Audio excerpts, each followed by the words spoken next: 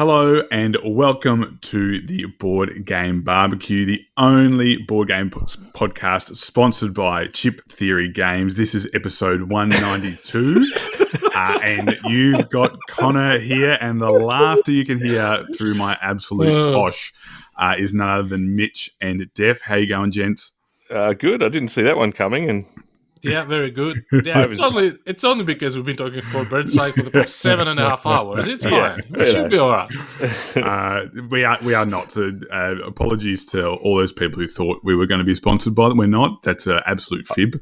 I think you should probably apologise to Chip Theory Games. Yeah, just apologise to Chip Theory Games. That was a total joke. But we do have a very special guest with us today. Before we start too much of our jibber-jabber, the developer behind such games as Bardwood Grove, Endless Winter and Solani, amongst a whole heap of other things. We're very happy to have from Skopje in North Macedonia, Drake Villareal. How you going there, Drake?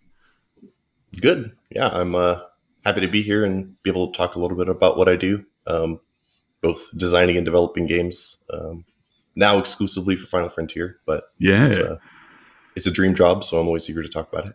Yeah, I mean, that's pretty exciting, like sort of being locked down into for one company. I'm a big fan of, as you know, of Final Frontier games. So has that been a bit of a change for you, sort of just working wholly for one company? Yeah, I mean, I didn't get too long to not be working for anybody. My wife and I owned a cafe for 7 years, and when the pandemic rolled around, we closed out of precautions, and then it never looked safe enough to open back up, and we were still being charged rent, so we just decided to stop that. And thankfully, I have a good enough support network that I sort of dived headfirst into design. And then about a year and a half later, I had the position now with Final Frontier, and then became full-time with them. So yeah, excellent.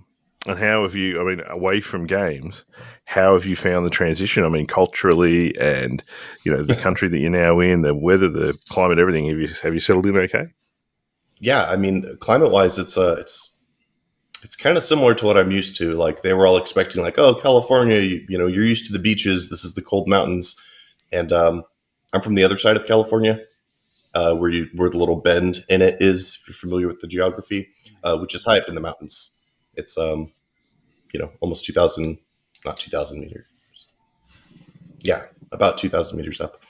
Right. So I'm used to snow and extremely hot, dry summers and all that kind of stuff. And so the weather change hasn't been much of anything. And culturally, I'm finding myself adapting pretty well. The bigger adapting was from the town that I had been in for the last 20 or so years was very small. It was a town of about 500 people. So now moving to Skopje, which the living population I've heard is somewhere like 800,000 people. Wow. It's a big change just in terms of moving from a small town to a big town. But culturally, I mean, people are nice here. The food is good. Everything's cheap. So hey, that's I'm not complaining. That's two big ticks as far as I'm concerned. There's good food and good people, which we do have on this podcast. Not good food, but good people. Unless Dimmy's going to cook for us, then we have good food. Yeah, there you go.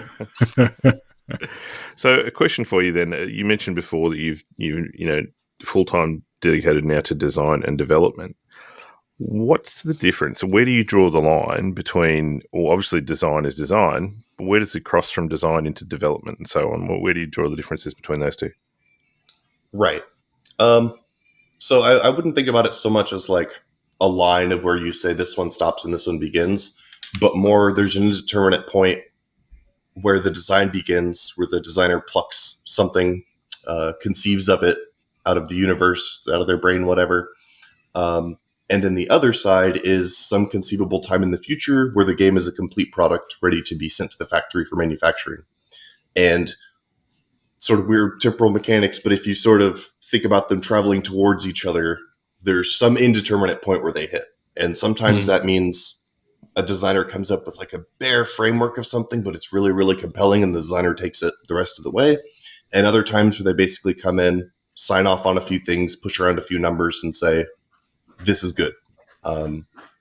So anything in between there could be one or the other. Is what a developer will end up doing. But it really, really depends on the company, the designer, and then not so much the developer, because I'm the one consistent thing, I suppose, because I only work with myself in that case. But it's a mixed bag, I suppose. Yeah.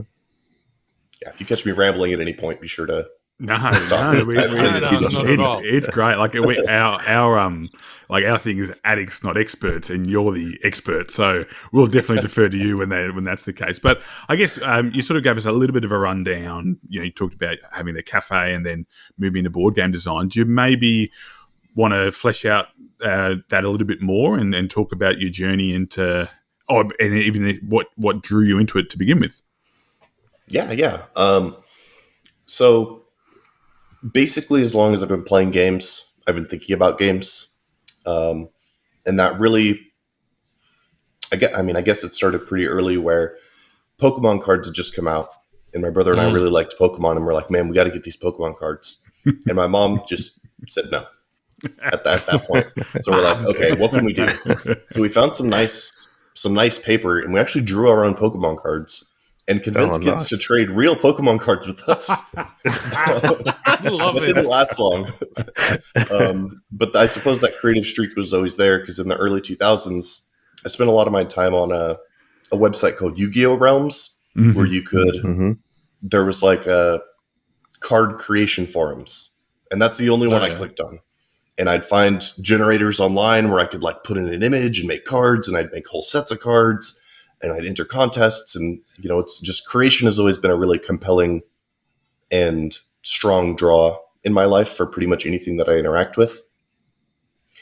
And that sort of stuff like that, it continued. Like whatever I was currently obsessed with video game wise, I would, log on and open up a notepad and like, ooh, what if I made a character for Super Smash Brothers, or if I made a character for this. But finally, in around 2010, a friend had invited me to play D&D, and I just had my first taste, and I'm ready to go. I'm like, this feels like coming home. I haven't gotten to play it yet, and now I'm all about it. And we go over there, and two of the people don't show up. So, I learned that painful lesson about D&D. As long as one of them wasn't the DM. Yeah. Right. Yeah, the DM was there, of course. And he points us over to his shelf, and he's like, you guys want to play a board game? And it was weird. Like, I just hadn't thought about board games in a long time. And so he's like, let's play Pandemic. And so we played Pandemic. And then that night, I went and grabbed some poster board, and I drew up this game that nothing ever came of it, where I'm like, man, this is awesome. I want to make games. And from that point, it's been sort of like, working on a project in my spare time, working on a project in my spare time, up until the point where I finally had with the cafe closing, the time to really sort of dive headfirst into trying to make something of it. Yeah. So. Okay, so so you've done a lot of games over the last few years. Like, it's amazing from a design and development perspective. You've had your fingers in a lot of pies. Merchant's Cove is one that jumps to mind. You've got Bardwood Grove that went through Kickstarter and was successful, and I guess you're still working on getting that out. Let's jump to that question first. As a designer development, at which point do you go, okay, we're done? Do you and with Final Frontier now, will you follow that through to fulfillment, or is that going to someone else? Is there another group of people that then handle it, say, after the Kickstarter campaign? How does that all fit together? So as far as determining what's done, it's partially my recommendation, partially the kind of, I guess, vibe we get from playtesters at the time, and then the boss from on high. There's multiple bosses, from on high, basically saying like, it's good, or we need to hurry up. Usually it's good, thankfully. So it's a lot like a job. It is a job, which might be why. So the process of actually getting it there, excuse me, it depends, really. Yeah, right. It's kind of those things, like, it when you see it, like especially when you feel like there's nothing that feels like it's missing, and there's nothing that feels like it has to change, that usually means you're in a pretty good position. That doesn't mean that there's nothing left that could be improved, but that's where things start to get really murky. So, like when you're doing game development, it feels good when you're making changes and the game's getting better and better and better. But at a certain point, you start moving into like side grading territory where you're like, well, that was different than last week, and it was as good as last week, but it was just different. Mm-hmm. Yeah, it wasn't necessarily better. So there's a lot of, for any game that you could think of, I'm sure there was a lot of versions that were like, this could have turned out just a little bit different, depending on who was working on it. Yeah. And then once you get to that point, and then everyone signs off, then I guess the production side of thing moves on out of your hands, and you go on to the next project. Is that right? I wish that was the way that it worked. So currently, I end up doing more things than development too, which is good because I like to be involved in multiple stages of the thing. But then it comes down to like actual product design parts of it, and a little bit of art direction, and a little bit of component design, and what's going to go on the back of the box, and what's the rulebook going to look like. So lately, I found myself in charge of the rulebooks. Just being another person who's coordinating people and making sure that these things are put together. So the development work might end on a game, but the actual work on it continues for quite a bit longer. And would you say that that's common for a lot of developers, or have you talked to any people where they would just say, well, no, that's someone else's job. I'm not involved in, I guess, in a way you're talking about like graphic design in particular for rule books and on the back of the box or whatever. That's sort of in what I'm thinking is that wouldn't be in the realms of a developer, because like what Mitch said, I would imagine that once it goes to print, it goes to print. But what you're saying is that, well, you like to and still have control over those types of things. So is that normal for lots of developers, or is that sort of something that you find is unique to you? I think it's fairly common, but the split really lies in whether people are doing freelance or like a more salaried position.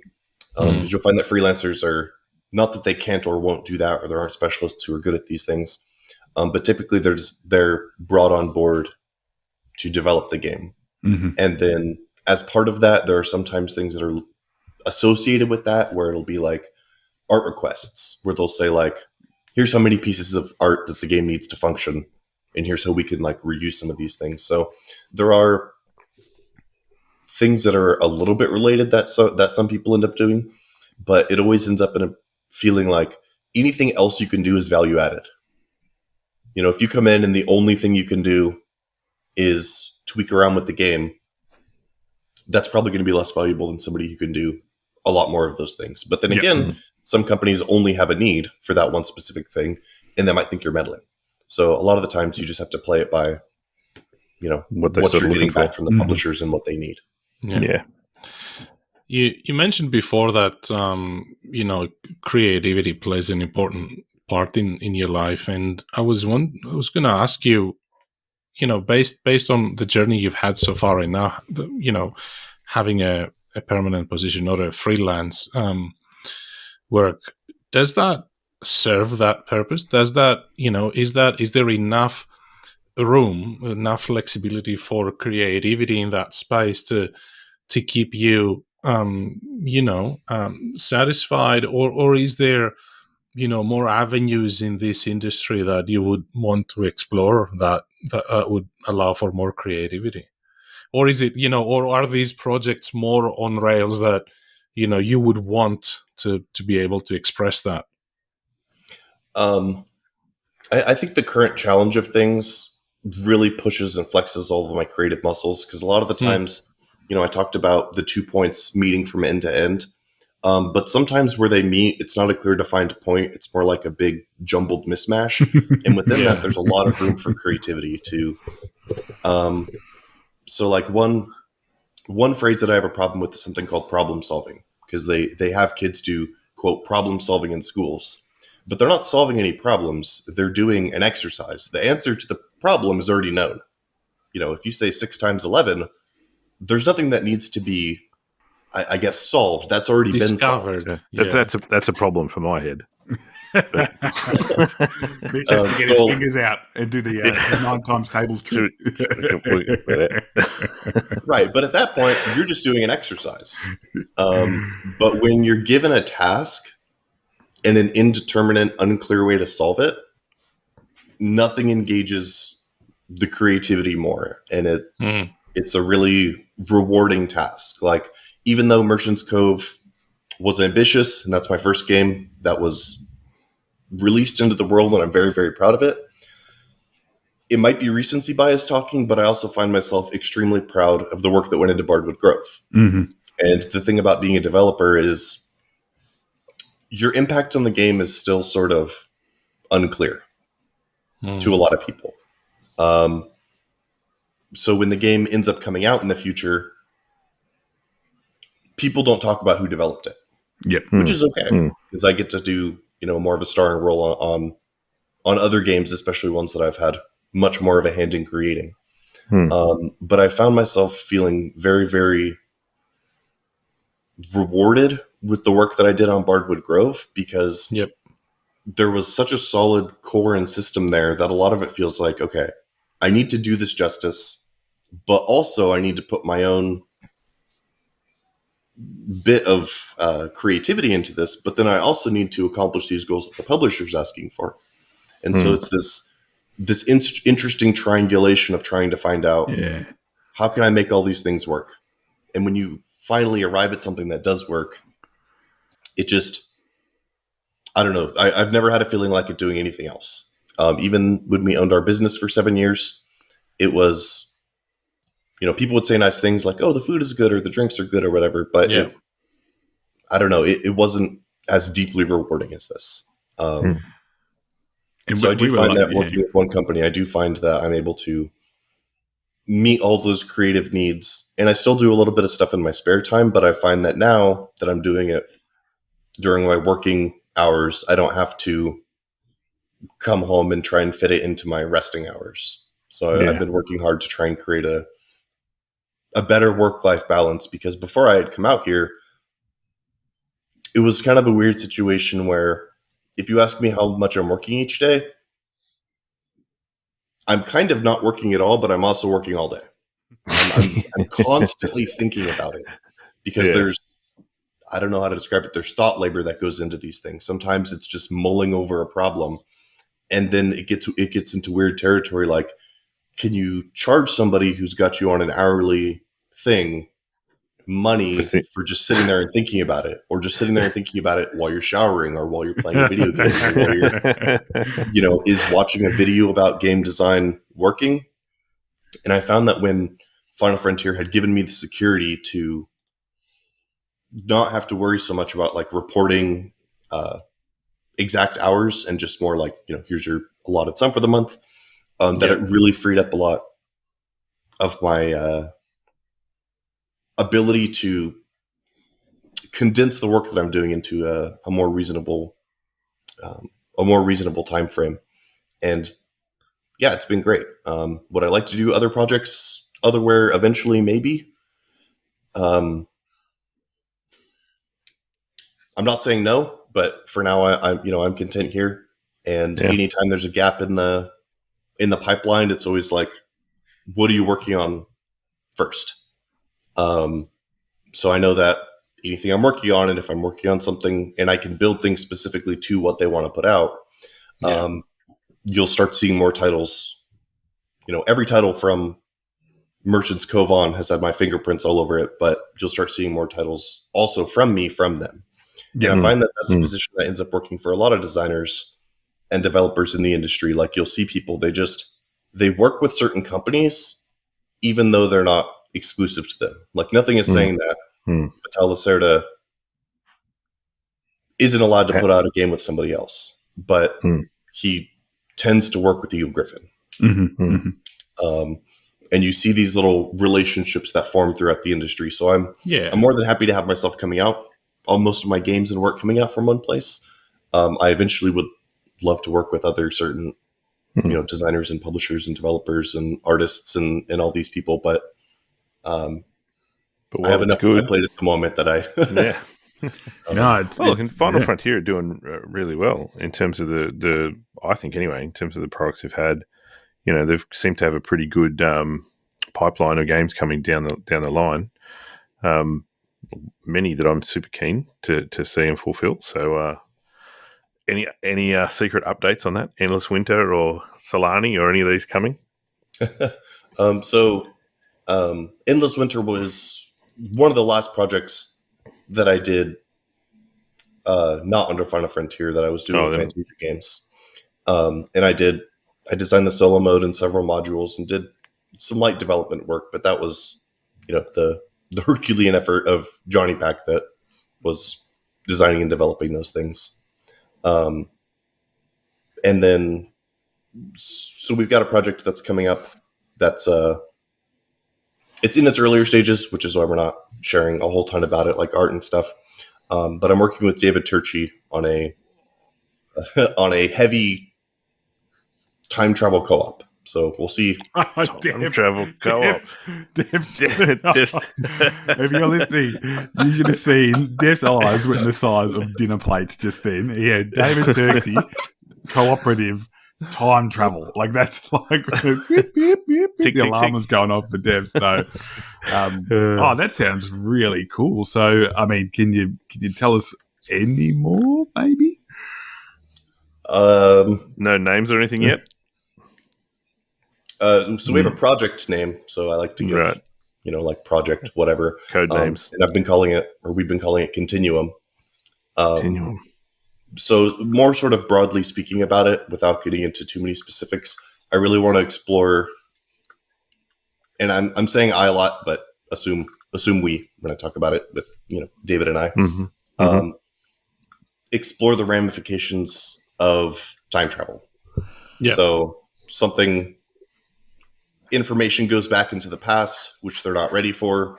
Maybe it causes something bad to happen, but you have to do that because that information needs to be worked on for several hundred years so that you can have the proper technology in the present.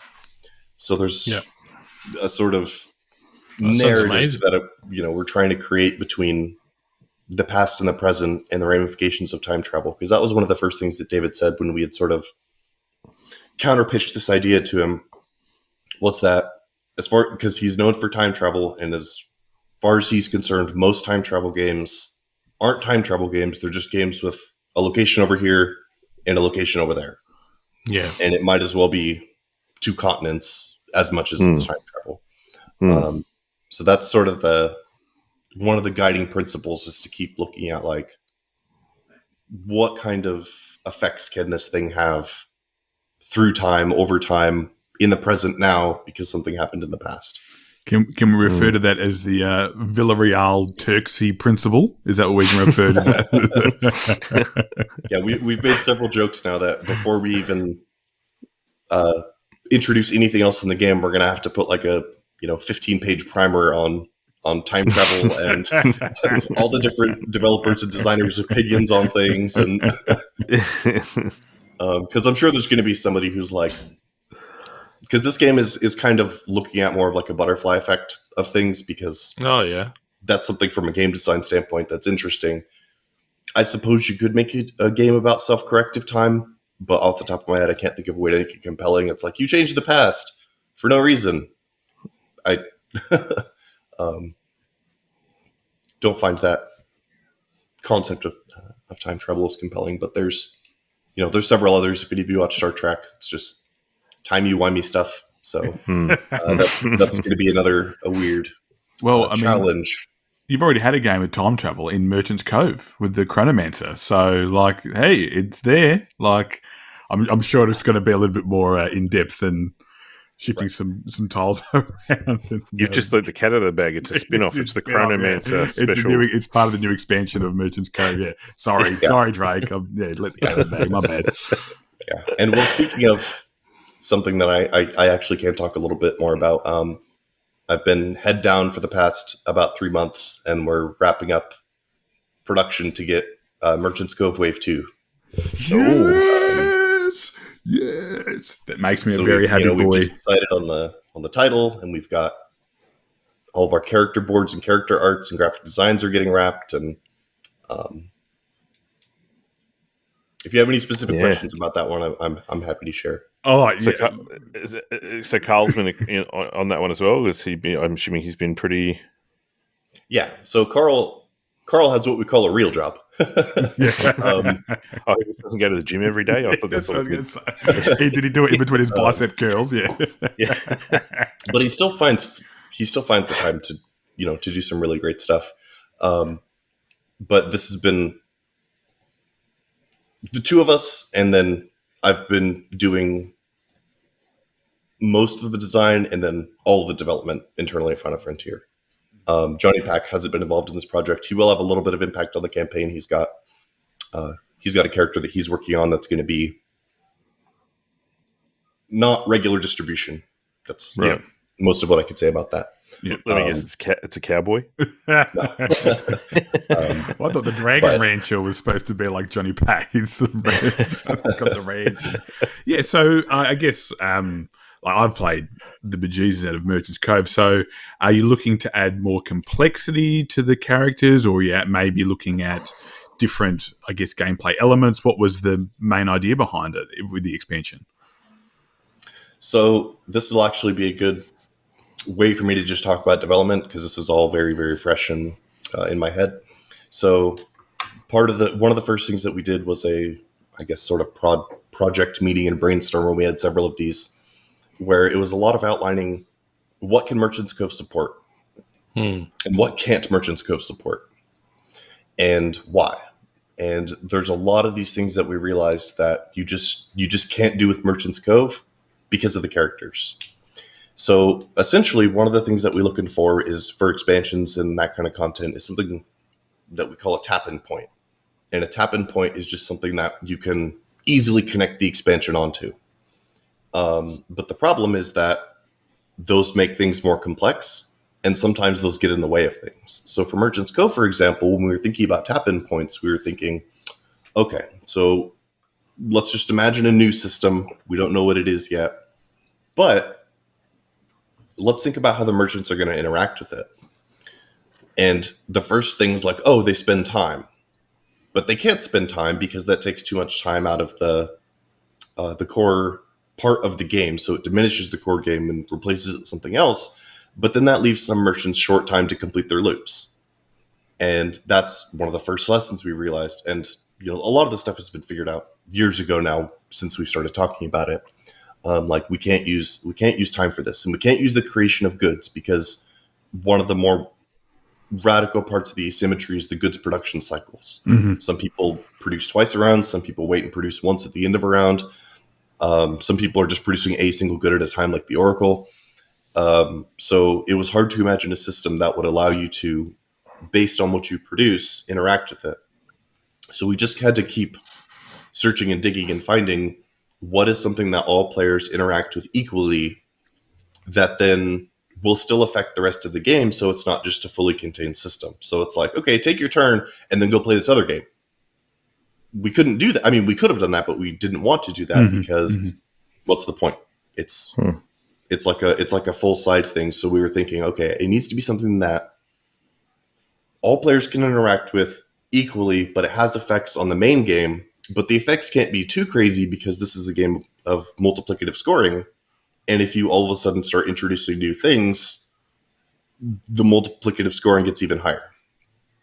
So what we eventually had come to is this idea that anytime you spend time, you are also sending an assistant out to move a space. And there's a new, I guess you could call them tracks, for each of the guilds and the rogues, and a new faction hall. And as they're moving along these things, there's new parts of the game that are very minor that have been introduced. So one of them is like the concept of framing. If you frame somebody, you discard a corruption and you immediately make other players lose those points. Nice. Or we have enchantments, which if you go down the Wizard Guild track, you can get an enchantment, which is a one-time double the value of a good. Nice. Or sale shelves, where you could place goods on the sale shelf and they sell for more, and you keep that sale shelf, so you can keep doing that. So a lot of it was looking at like, what are some small, interesting things that we could do to the markets? And then this was the way to sort of deliver them, was through after you spend time, you go here and spend this. And a lot more things have come out of this, and there's some other little some nuances and things about these tracks. Like there's certain spots where there is no benefit, but while you're on that spot, you could spend a resource to jump ahead. So you're constantly wondering, like, okay, should I push forward and do this like the clean way, or should I hit these choke points, find this resource, so that I can be really efficient about it? So that was the big thing, is we knew that we wanted something to fit on top of it, and currently it's it's like a little faction festival, I guess you could say. Yeah, right. And then we also have new characters, because it feels like a shame to do Merchant's Cove without new characters. Yeah, sure. It's gonna, because that's the coolest. Yeah, so when you see the game the first time, you think, oh man, new characters. So we knew that we had to include new characters, so we're going to have 4 new characters, plus the character that Johnny's working on, plus the Entertainer crossover with Bardwood. So 6 Nice, yeah. Yep. And with the characters in this, we also had to make the decision of,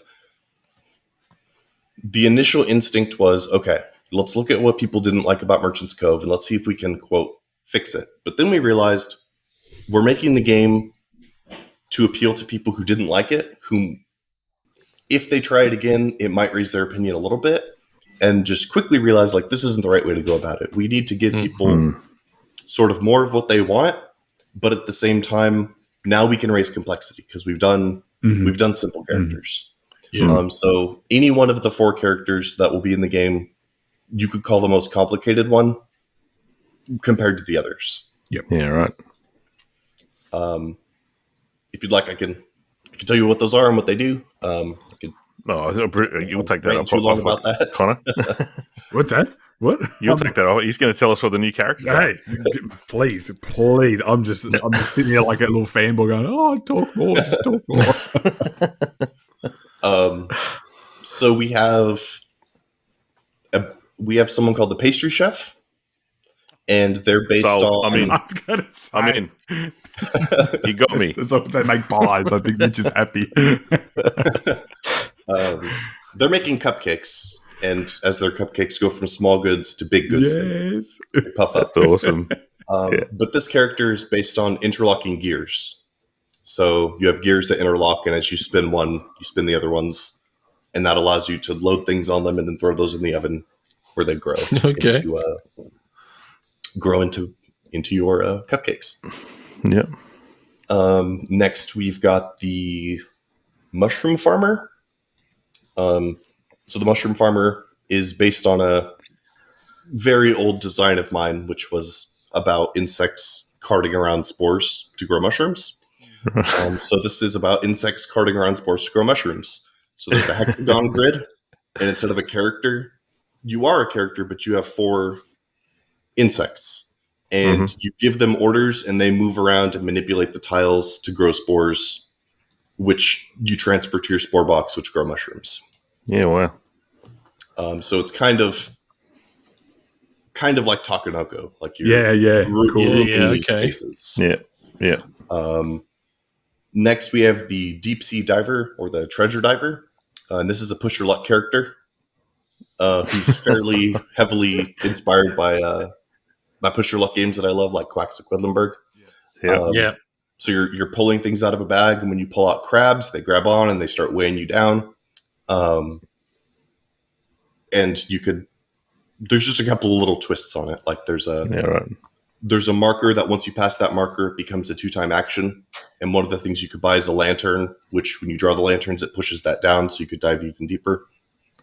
And just a few little twists on push your luck and bag building. And then the final character is a detective who uses clear, transparent, overlapping cards to build cases.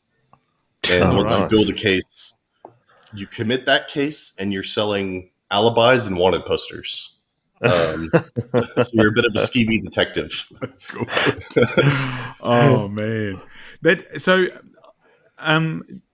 interesting. So Merchant's Cove, do you sort of play a game and then go, oh, I could turn this into a mini game and then implement it in Merchant's Cove, or was it sort of a more rounded like you talked about comparisons like Takenoko and then Quedlingberg, and then, for example, the Alchemist was, I guess, in a way like similar to Potion Explosion.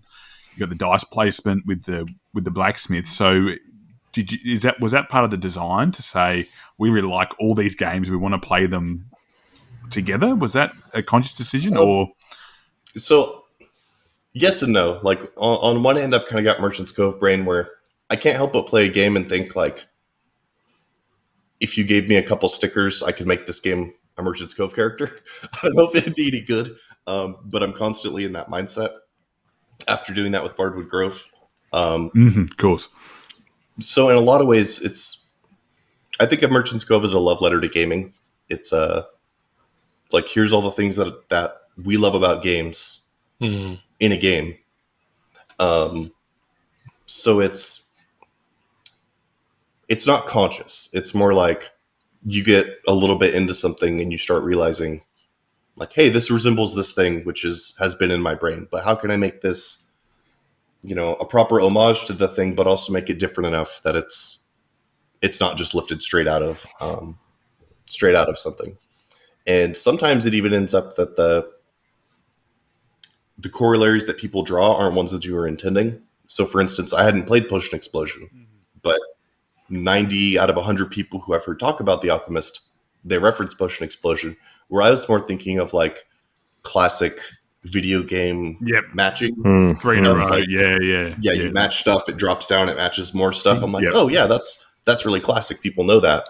And then, just a little bit to the design process, I realized this looks like another game. So you kind of can't avoid the comparisons. Just the hope is that people don't compare them disparagingly, which does happen. I mean, it's not a terribly heavy game, so there is some like, oh, you could just go play that game, which, I mean, that's fair criticism for any game, I think. Oh yeah, I mean, yeah. If you and like, I also don't view games in terms of like this or that or replacing. It's more that the more games, the better. I'm sort of an omni gamer. You may have seen with the types of things I've worked on. I have games that are very light. I have a game that's abstract. I have a game that's asymmetric.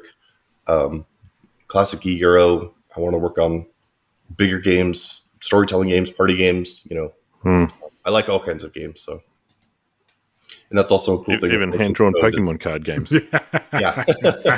Counterfeiting. Don't tell Nintendo. Bring the hammer down. Well, just quickly, so I got talked about Merchant's Cove all day, like seriously. But just quickly, we did have a question from one of our listeners. So Lee has asked, if you were to live in Merchant's Cove, what job would you choose? And then, because it's you, how would you implement that into a game? Like, what would your gameplay arc be? Oh, geez.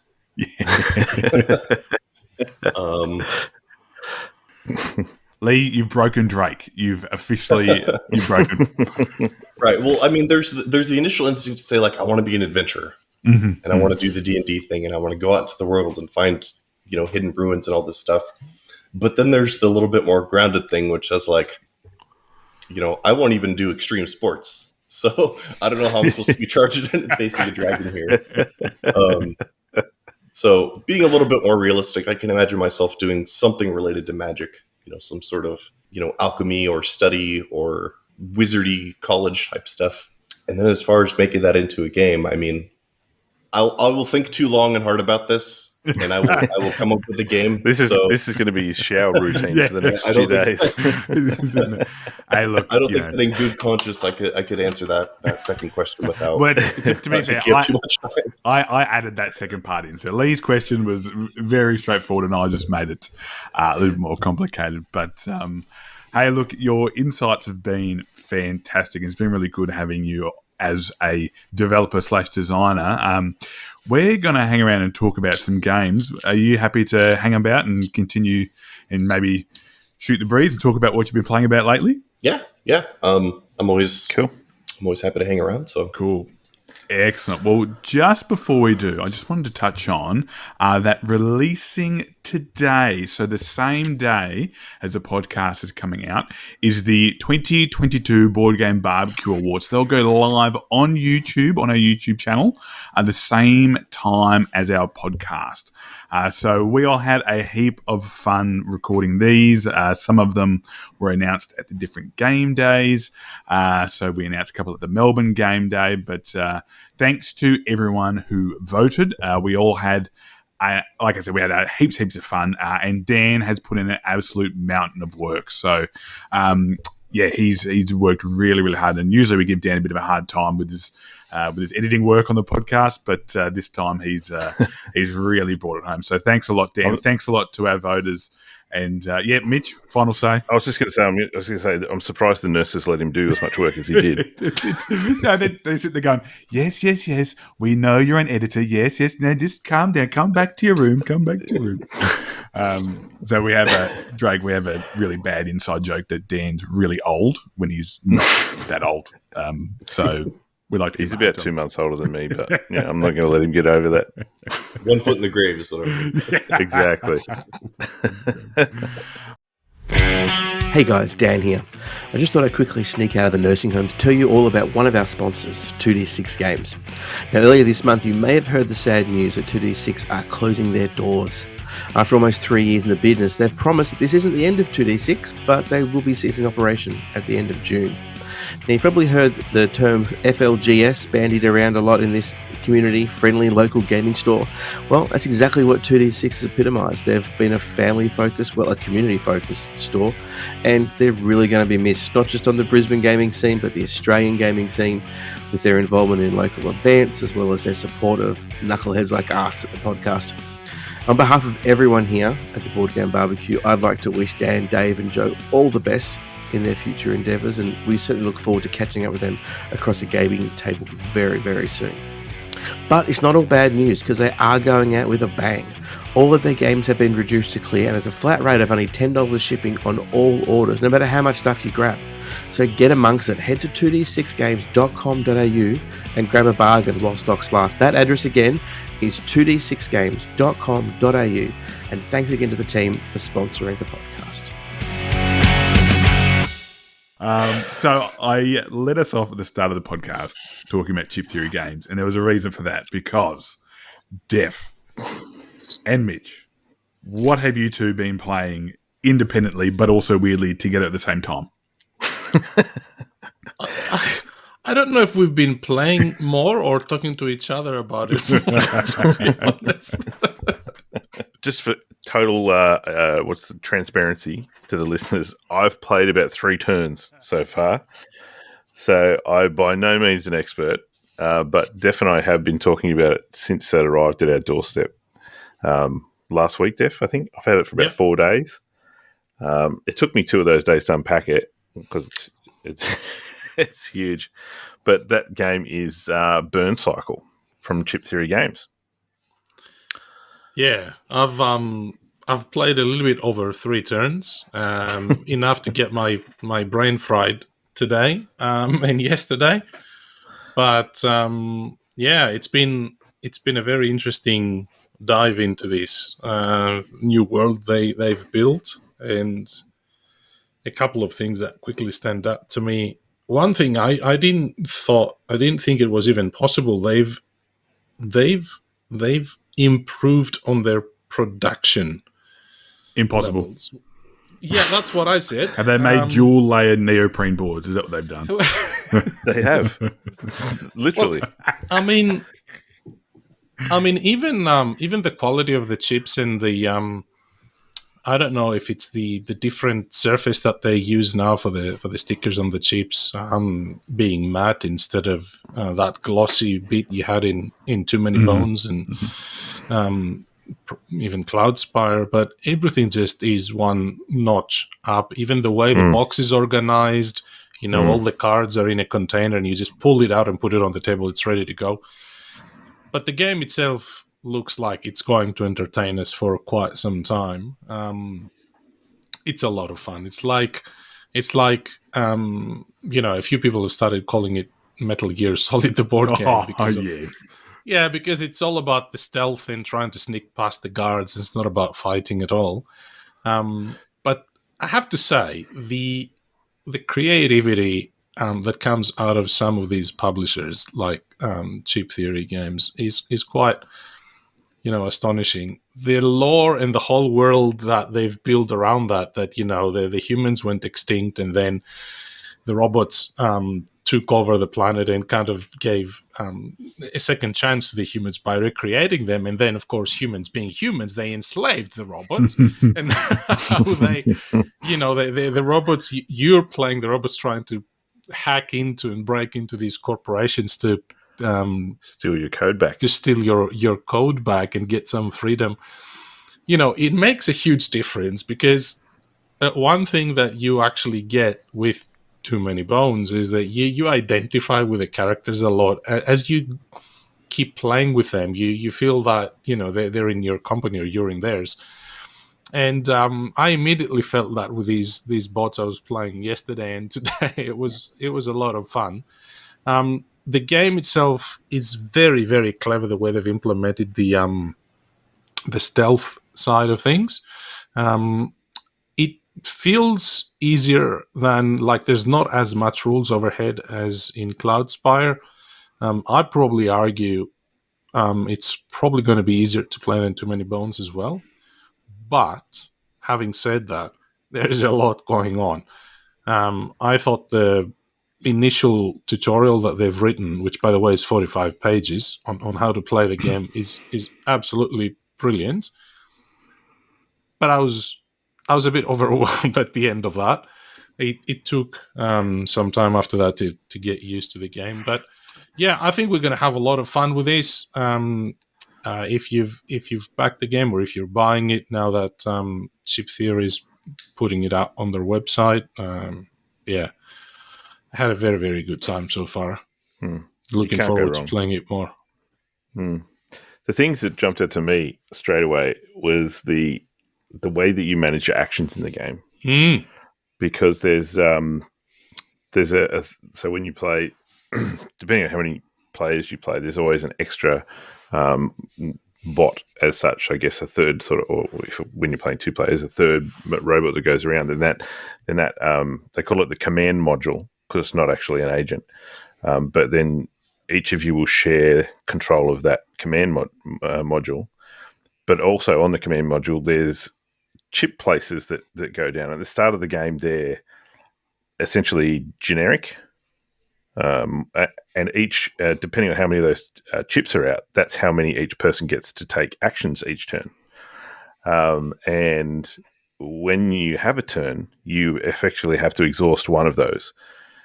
Now, as a free action on your turns, anyone can use one of your chip resources to replace a exhausted chip on that track. So if you wanted to do that, and so that your next player then gets a full complement of actions, you can do that. Otherwise, their actions will diminish over time, because every time you use the actions, they reduce.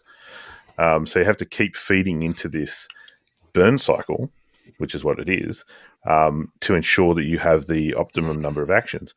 Then you throw into that when you put the chips in to keep the burn cycle running, they each have a particular type based on which color chip they are. And if you choose to do an action that matches that type of color chip, you get bonuses. Nice, onto your that's actions cool. for doing that as well. Yeah. So it is this kind of, it's just a very unique way to dole out the actions each turn. And even that mechanic of spending those or using those chips when you take a turn, feeds into the whole cooperativeness of it, because you're considering how many actions your fellow players are going to have, and you don't have to replace them if you don't want to with your own chips and your own resources. But once they all run out, you then have to reboot the burn cycle, which will refresh everything, remove some back to those generic chips, and then you also take some penalties in terms of the corporation will get harder. They have a track that they then move down, and it makes it more difficult. So you want to try and avoid rebooting the burn cycle if you can help it.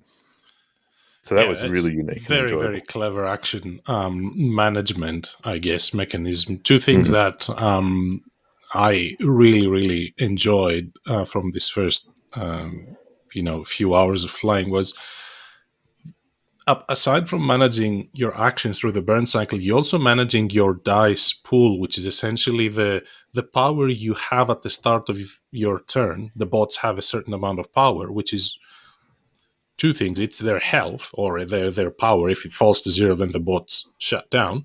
But it's also the power they can allocate to dice to basically roll for taking their actions. But how many dice you roll is up to you. So, for instance, if you want to move, and you need absolutely to move, 4 squares, then you don't exactly know what kind of rolls you will get. So you have to bet, place your bets a bit around how many dice you want to roll, and some of them have better faces than others, and you kind of progress there. So that, I thought that was very interesting. How you have to sort of manage your resources for the allocation of the action points. And the second thing is, Burncycle has this twofold gameplay where you manage your bots and your command module actually breaking into the offices of these corporations to hack into terminals and get their code back. But at the same time, there's a separate board on the side, which is the actual digital world, which is the network. And there in the middle, you have all the IPs of the bots that are running around in the network. So you take your actions in the actual physical world, and then you take actions on the network with your IPs traveling in the corporation's network. And the CEO of the corporation sends out pings to track you down. And if they do and boot you off the network, then the bots actually get discovered in the real world, in the offices. So I thought that was a really clever way of depicting that. So yeah, and linking the two together. Yeah. So there's definite consequences between the actions you take in the network that then play out in the physical world. Yeah. Now we're going to hear from Conor how bad he has regretted not backing this. No, well, my wallet is definitely happy. But I do have another chip through game to talk about later as well. Drake, have you followed Kickstarter? Well, not Kickstarter. Have you followed Burncycle at all, or heard anything about it, or have you even played it? I have not played it, so I try to do my best to keep up to date with games where possible, watching how to plays or playthroughs, especially games that I can't get access to. Burncycle is one that I haven't really looked into, other than being tangentially aware that it's happening and that it's doing well and all this stuff. Because once games get to a certain perceived weight, I sort of tune out a little bit, and I have to wait for something that like really, really draws me into the thing. Yeah, because it's been my experience with some more recent super heavy games, and it's not so much a problem for me, but I have the highest tolerance of everybody I know for the cognition compliance, which is the more you're thinking about what the rules are, the less you could spend actually trying to play the game. So I found myself a little bit more discerning like that. So I'm always curious with these big games, these crunchier games, if the people who play them, and there's nothing wrong with either of these camps, but if you feel more like you're thinking about what you're allowed to do, or if you know what you're allowed to do outright, and it's more of like a tough decision where you have to decide, like, it's, do I move or do I touch the terminal? Where do you guys feel like this game sort of falls for you? How much is it figuring out the options, and how much is it considering the options, I guess? I'll jump in because I haven't played it as much as you, Def. I was quite surprised how, like Def mentioned, that the tutorial is 45 odd pages, so it's a fairly serious rule book. But I've been, for the last 4 days, I've been absolutely flat out with work. So I literally opened the box up when I was able, set it up and did the whole setup and followed that through. And then it's sat on my table ever since. And the only interaction I've had with it before, I literally played it for about 2 hours before we jumped on tonight to record. But the only interaction I've had with it prior to that was just reading the rulebook with no components around, no board to look at, just flat out reading the rulebook. And there is a good tutorial that goes through it, but just from reading the rule book, I think I'm to a point where I don't really want to do the tutorial now, because it like the tutorial holds your hand through and says, you must do this, then this character does this, and so it's very prescripted. But I think just from reading the rule book and taking my time to do that, I think I'm at a point where I could play the game pretty much, probably maybe 80% of all the rules without having to refer to the book and get through it. Great. And, and to say that the complexity is more in the decision space.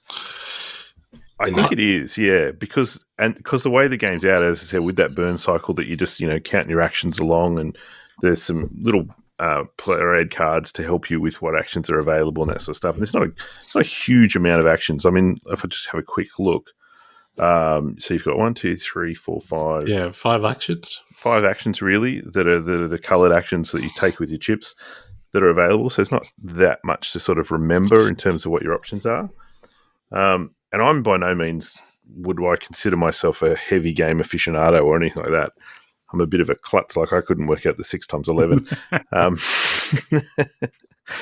So look, I actually think it's probably going to be quite accessible. I think the biggest barrier will be the visually looking at it. It looks like a big heavy game. Mm-hmm. But once you sort of go, you just move around here, you can go in the doors. It's all relatively self-explanatory, because I think it's stuff that anyone who's sort of played, as Def said, anyone who's ever played sort of any sort of stealth game before, be it Metal Gear Solid. What was the one I used to play? The Splinter Cell? One that was Splinter Cell. How good was Splinter Sam Cell? Fisher. He was the man. Oh, Splinter Cell was brilliant. Yeah, anyone who's done anything like that will get sort of understand how it all works, and it makes sense. I think when the rules of a game fit and make sense with the theme, then that in your head helps you understand what the rules are supposed to be. Right, and it's like, I don't have a perfect term for when that goes right, but I know when that goes wrong. We call it ludonarrative dissonance, when it's like, why is this thing happening? And my favorite example is always Agricola, like, let's have a baby. We can't. The neighbors just had a baby. Why does one baby on the street? Exactly. This town ain't big enough. I'll validate what Mitch just said, because I said to him today, look, this thing took me like 4 hours to go through, but obviously that was with going through the tutorial, and it's a chatty tutorial. It's not complex, but it holds your hand as much as possible to get you through it. And I think that most of my time after that was thinking about the choices I had rather than trying to look up rules, which to me, speaks to what you were trying to say, Drake, about, are you actually playing the game, or are you actually, looking up books and shuffling through pages and stuff? So I do think this is much more accessible than the other chip theory games. It's not a simple game, but I think it has a very good basic framework, and the complexity comes from trying to figure out, the decisions. Because for a game like that, and a game that has, a lot of basic actions in it, I found it surprising that there was really no obvious choices for me, which I really, really enjoy in games, as you guys know. So I do think that a lot more people would be able to enjoy this than the other 2 big chip theory games. But time will tell. We'll see how that goes. And to that point, Def, like if you're going to make a comparison with, say, Too Many Bones, you would have to put Too Many Bones far ahead of this in terms of complexity. Yeah, much more complex. When you consider each gear lock has like an A4 sheet of rules for the gear lock, and they've all got those, individual abilities. I mean, that's my favorite game of all time, Too Many Bones. But I can't tell you, even my favorite gear lock, I couldn't tell you off the top of my head what all their, how to play all of those individual sort of rules. And that's going to change depending on, what choices you make in terms of your skill upgrades and that sort of stuff. Whereas here, you've got basically one standard ability that comes as a default with every bot that you choose to play, and then each of them have 3 upgradable abilities. So That's it. That's it. It's not, it's not that much to it. I think we said there was 10 or 12 other bots as well in the box that will give you a different flavor, extra content that you can play. Look, I can't sit here and say it's absolutely fantastic. I haven't played it enough to be able to make that conclusion or not yet. But I can say I am super excited about it. Yeah, cool. What I've seen so far and what I understand about just from reading the rule book. Yeah, so Yeah, it's amazing. And these cool little brass figures. We can hold that up. People listening can't see them, but we can. We have everyone here can. We have So the pleasure suffering your jocks. Quick, do the magnetized sound through the mic. Let's see if that works. Hopefully that came. I could hear it, so I'm assuming that's come through. So just a bit of what's the difference? What's the opposite of like closed captions? Like I'm going to explain what I saw. So that was a brass mag that has a magnetic base and it clicks on. So that's pretty cool. Yeah. So the little brass miniatures and all the chips, which are for each of the they're not really all characters. I guess they are characters, but there's guards and bots. yeah. So they'll magnetically click onto the chips. And Isn't it funny? Sorry. Go ahead. I was going to say, it's funny how we get so, or at least I do, get so excited about magnets in games. I remember when I got Coloma. Oh yeah, It has the dial in the center that magnets on the board. It was like laps around the table. So it was the coolest thing I'd ever seen. What did You brought it back from Hardwood Grove. Yes, that's right. Yeah, excellent. I can't wait. What awesome. were we? Oh, that was when we were playing Merch of the Dark Green. Like, and look at this, guys, and you threw it like and it was supposed to stick, and it just kept sliding. It's like I was like, "What are we looking at here, Mitch?" What? I couldn't. I got to work on my accuracy with the magnet. It'd been a long day.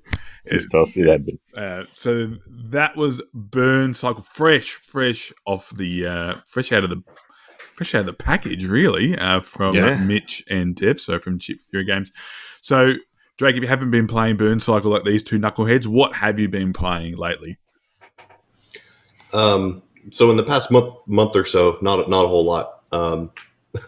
As I mentioned much earlier in the podcast, that the town I was from was pretty small. I didn't get a chance to play as many games once I came back from college, except when playing online or going to like conventions and stuff. But once I got here, we were playing games, once a week, and we managed to get through, about a dozen or so.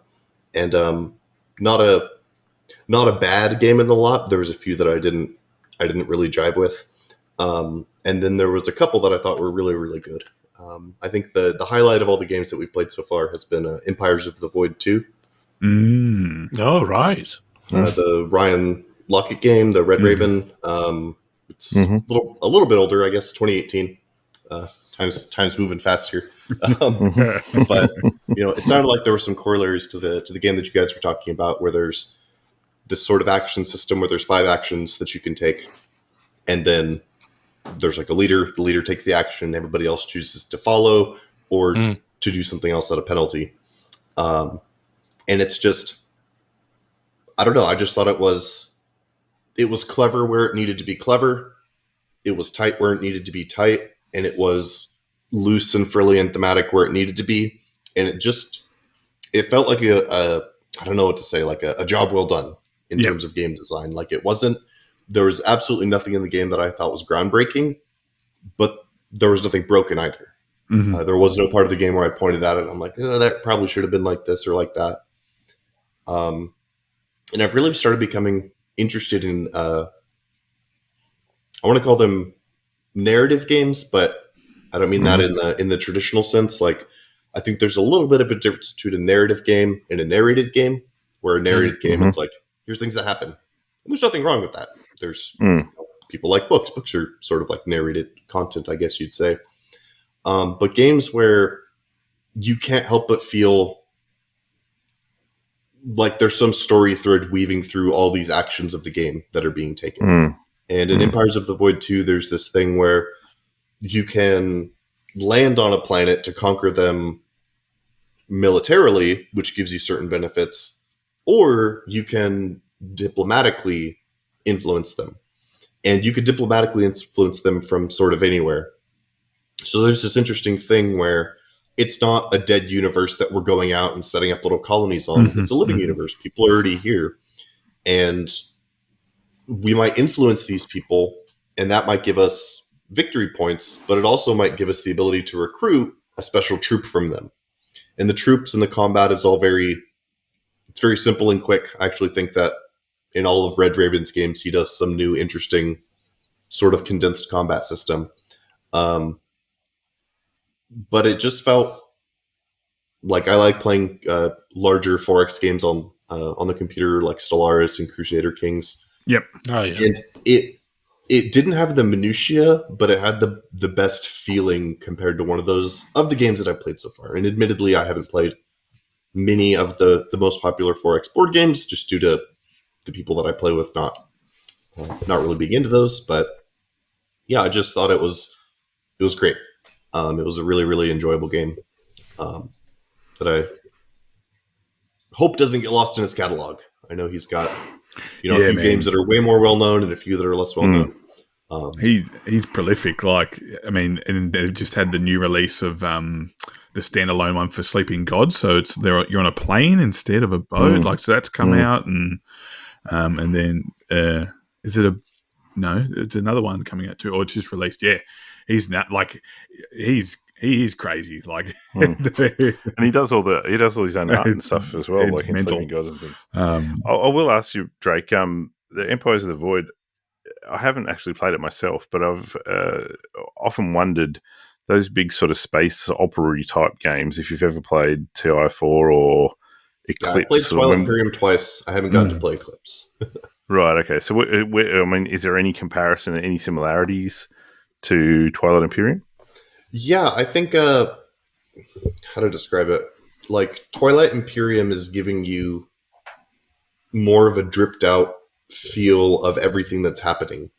Like, it's watching the 10 episode season. Like, it's got twists and turns and stuff slowly developing and things are happening. But this game feels more like a well-composed space movie or like a well-composed episode of Star Trek. It's it's punchy. Your arcs are much, much quicker, so they feel like they matter more.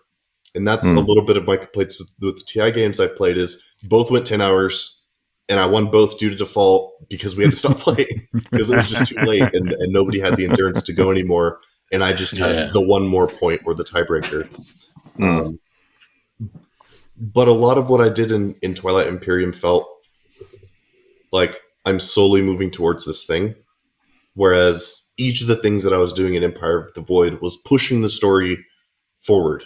And you could feel the end of the game coming. You could feel the scoring round coming. You could feel the pressure, and you can really easily identify what your opponents want to do by where they are. And combine that with just some really just clever ideas for things. Like there's this thing with the resources where you have 3 different kinds of resources, but they're not locked at the beginning of the game. So when you start going down this track, the first one you could put a metal there, but then that track is now the metal track. So there's just a couple of just interesting takes on things, and I found it all just very, very clever. There was no point in the game where I was disengaged, I guess I'd say. Yeah, it's one of the games I've been looking at because I like the theme, anything that has to do with space exploration and kind of space opera type theme I'm interested in. And it's been one of the games I've been really looking forward to play, but haven't gotten around to it yet. Sounds like I should. Sounds like you should push it up your list there, Def. Yeah, and I think if what you're expecting is what I was talking about, it's fantastic. I think if you go in expecting like, it's a 4x in 2 hours, and then you start measuring up each of the X's, and then start like, should I play this or Eclipse? That's where I don't. Actually, I don't think about board games that way, but that's where I wouldn't think that it would be successful if it's trying to hit that. It was elusive 2 hour 4x mark that is the sort of hot. I mean, hot thing right now. That's kind of like attempting to slow cook like in an hour and a half. Like, that's hard to do because the whole point of those 4X games is to do the 4Xs. And if you're trying to condense that down, and me and Def were playing a game the other night where we sort of felt that way, where you weren't having a full representation of those 4Xs. But at the same time, like, if you're going to have a 10-hour epic, you want it to feel meaningful. And you kind of said that with TI4, it didn't, I guess. Oh, no, sorry, I'm putting words in your mouth, aren't I? You didn't say it wasn't meaningful. It was, you said you won by default. So interesting, but that does. Well, it did feel meaningful at points, but it was more that at any given time there wasn't, I guess, the urgency because things were taking so long to play out, and there was time to pivot and all this other stuff. And because the way that the goals were revealed, and it's been a number of years, but I think that that's the kind of game where it's better to sort of spread yourself to all the things that are good, so that once a criteria is revealed, you're not too far behind on it, and you can sort of aim towards it. Yep. But that ends up making everybody feel like they have sort of aligned goals, and there's this very measured, steady pace to the game sometimes. And again, it's been a number of years since I played this, and I'm sure there are Twilight Imperium enthusiasts who are not happy about what I'm saying right now. And I think it's a good game. I think it's a very good game. But it's a very different feel. If there's people listening to you and they're not happy with what you're saying, welcome to the podcast, because that's all of us, really. Like, that's my voice most of the time. Pretty cool. That's it does sound like a really, really cool game. I might round us off, if you guys don't mind. Mitch is just going to say no because he likes to be contrarian, so I'm not going to listen to him, and neither should you, listeners. But one game I wanted to talk about, and this game, when it launched on Kickstarter, I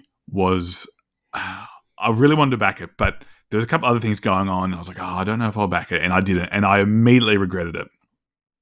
And then, Def, why do you always do this to me? It's, Mr. Innocent over here. Don't you put those hands down, my friend.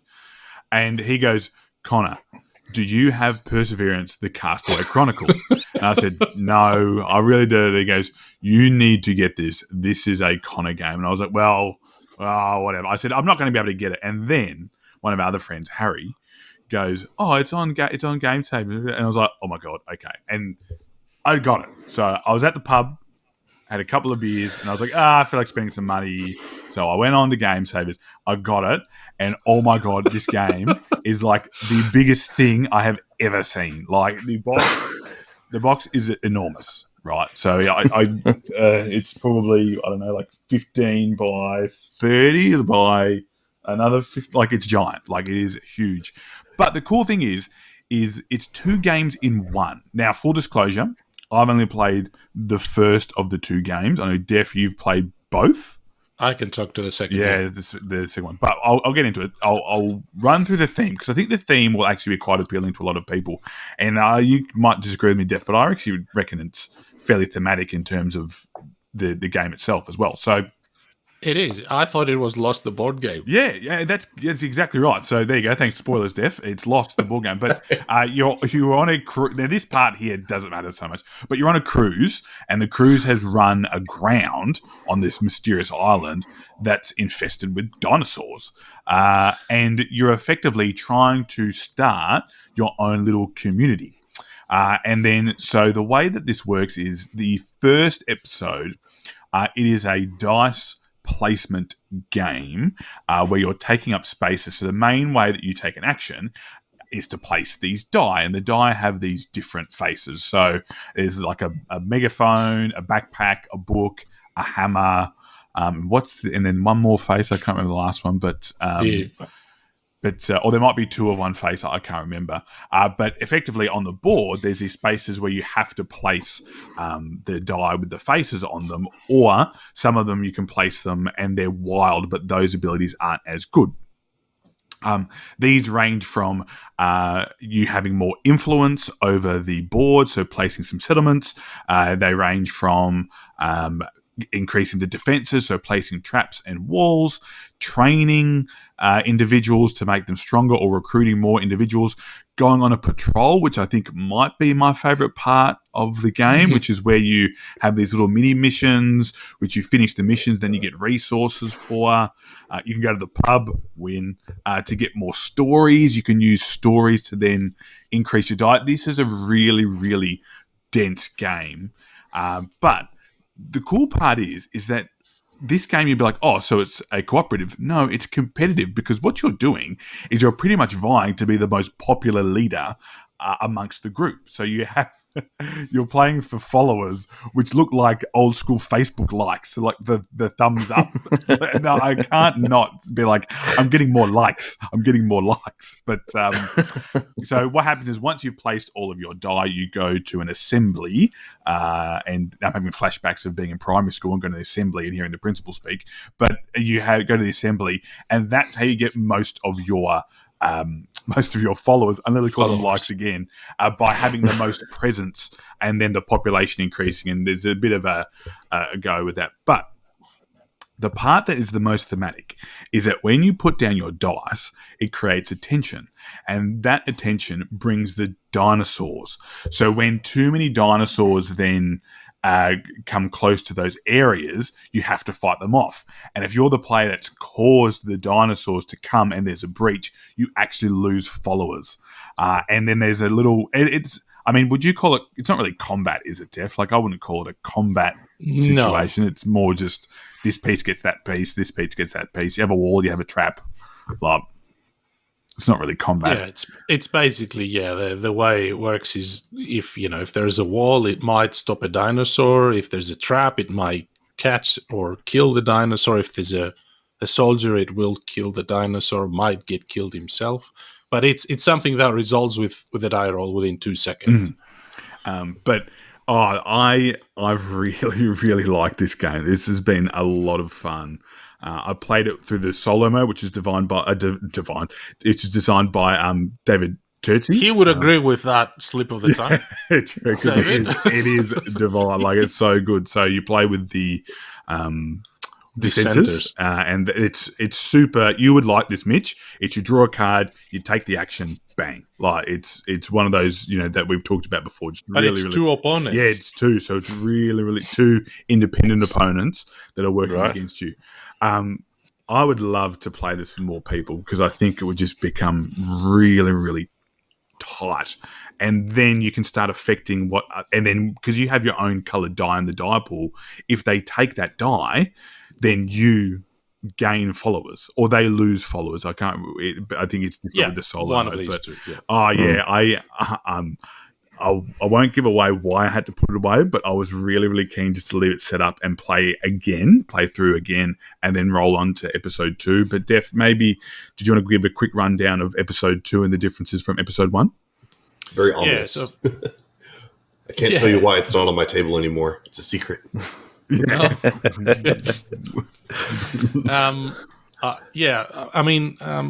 alluded to this, Conor, but essentially the game, instead of, and I guess I should mention this about Mind Clash games, that I think that the journey that they've had is showing in this game. So I can't wait to see what they do with Voidfall. But, from Tricarian to Anachrony, that has, I've got the Infinity Box, and it has, I think, like 1 trillion expansions and 500,000 modules in it. And it's just so overwhelming to this game that they, instead of doing expansions and stuff, they said, right, this is going to be 2 different games, standalone games. You don't need to have played the first to play the second. They're just different games, but the second is continuing the story of the first game. So the episode 2 is basically the big brother of episode 1. Like, it is the same actions, the same theme, but it's the story further down the track. So you've established a colony on the island, you've built permanent walls, so there's not much danger from the dinosaurs anymore.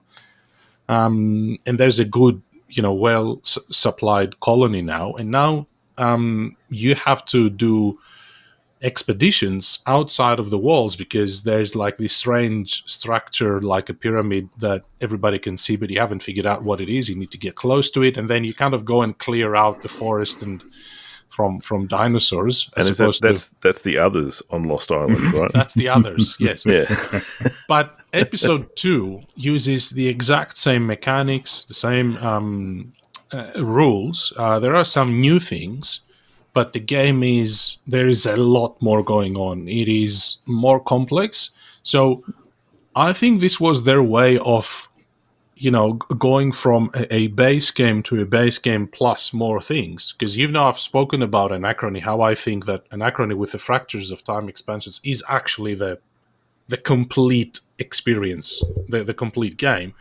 And Anachrony on its own, to me, it felt a bit like it was missing something. Well, the way they've created these 2 episodes, I think, has been really, really successful, because I can enjoy both of these. If I want something that is a little bit quicker, a little bit on the lighter side, play episode 1. If you want something that is far crunchier, then you play episode 2.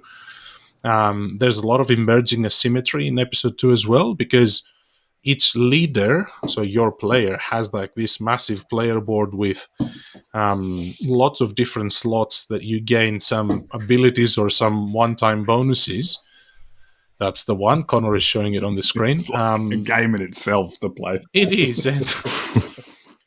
And it does give you that feeling of a progression of the story, progression of the gameplay, but also you see how you get a completely different set of decisions to make using essentially the same rules in the game, and I found that very, very interesting.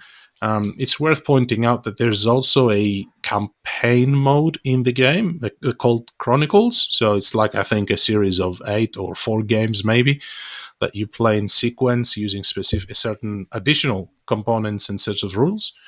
But yeah, it's been great fun. I do think that this game shines probably at 3 or 4 players because of the different interaction you get on the board with the dice placement. Can I ask a question, Diff? You say that they're 2 standalone games with the same sort of rule set. Mm-hmm. Can you buy them separately, or is the package, but you buy them both all as one? No, so contrary to their previous games, this one was not, a base game plus something else. This was a one box that had episodes 1 and 2 from the very beginning, and there's also episodes 3 and 4 in their pipeline to do sometime in the future. So there's more coming to this game. I don't know what that will include, but that was their idea from the beginning, and I think they've done really well, and I do prefer this way of developing big games rather than how Anachrony ended up with the Infinity Box, which is still a fantastic game and probably one of the best 2-3 solo experience you can get. But it does get like overwhelming. Which expansion should I put in? Does this module combine with what? And they have an index for all of that in a guide, but you don't really know how to best experience the game. Well, this one, it kind of takes your hand and walks you through it, and it goes, right, if you're starting out, play episode 1, and then you can move on. The solo mode is absolutely brilliant. In fact, here's an interesting one.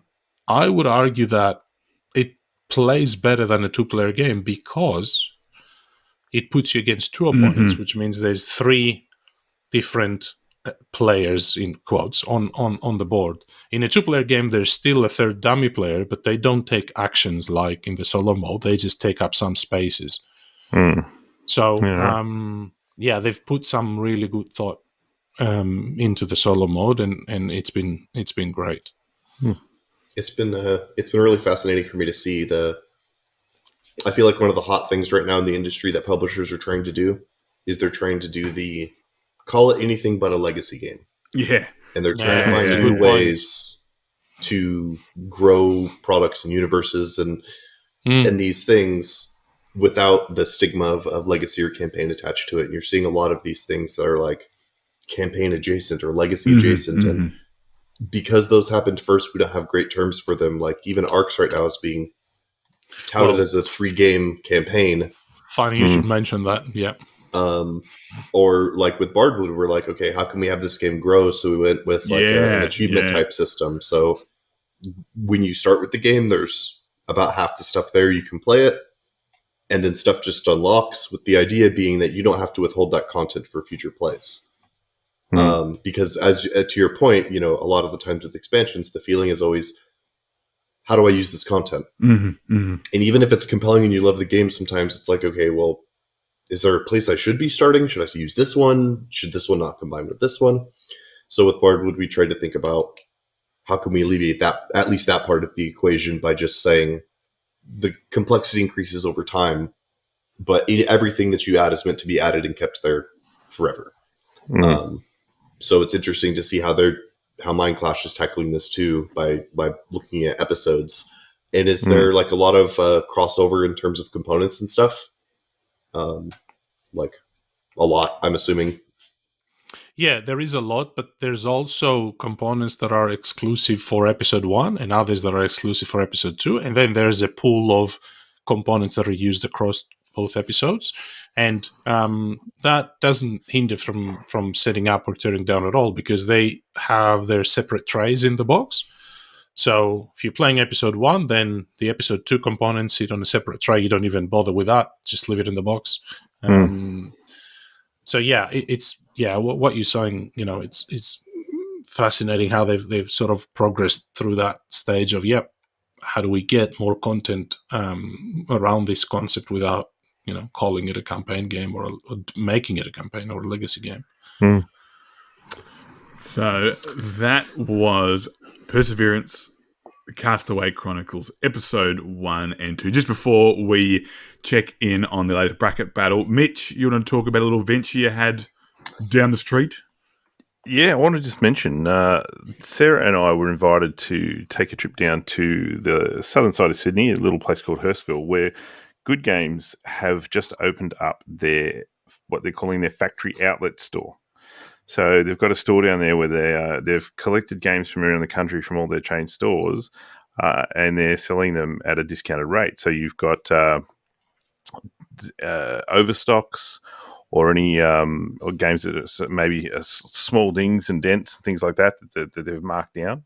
And they're all on great specials down there at our Hurstville. So Sarah and I took a trip over there, and we went and met the team down there, and met Kitty, or I think he's running it, and they showed us around and picked up a few little specials down there as well, actually, while we were there.